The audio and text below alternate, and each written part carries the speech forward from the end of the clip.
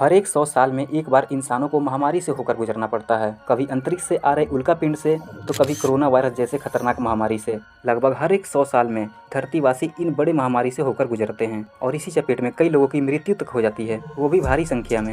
और हम हाल में ही कोरोना जैसे खतरनाक बीमारी से होकर गुजरे हैं और इस महामारी के बाद हमको बहुत कुछ सीखने को मिला। एक छोटा सा वायरस हम ह्यूमन जाति की लाइफ स्टाइल ही चेंज कर दिया। और इसके अलावा धरती पे कई तरह के खतरे जैसे परमाणु युद्ध, सुनामी, वर्ल्ड वॉर जैसी अगर परिस्थिति आती भी है तो गाइस कभी आपने ये सोचा है जो हमारे खाने का भोजन है उसका क्या होगा? अगर धरती पर किसी वजह से प्रलय आता है तो गाइस ये जाहिर है कि हमारे जो खाने का भोजन है उसका भी खात्मा हो जाएगा। और जब कोई फसल ही नहीं बचेगी तो हम खेती कैसे कर पाएंगे? और जब खेती ही नहीं कर पाएंगे तो चारों तरफ भूखमरी ही फैल जाएगी। और जो लोग इस महामारी से बचे भी होंगे उनका भी धीरे धीरे इस धरती से हमेशा के लिए खात्मा हो जाएगा। और जब हमारे खाने का भोजन ही नहीं प्रबंध हो पाएगा तो इस धरती से हमेशा हमेशा के लिए डायनासोर की तरह इंसानों का भी अस्तित्व मिट जाएगा।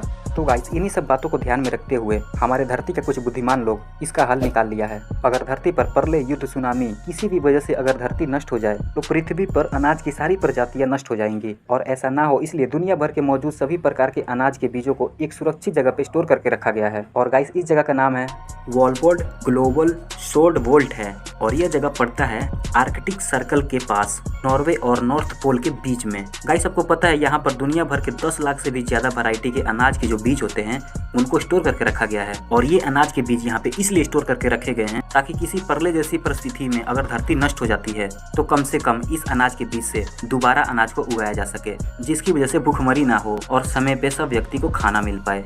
तो गाइस ऐसे ही दुनिया भर के तमाम इंटरेस्टिंग अमेजिंग फैक्ट्स के बारे में आप भी जानना चाहते हैं तो आप अपने इस चैनल को सब्सक्राइब करें और बेल आइकन दबाना ना भूलें। धन्यवाद।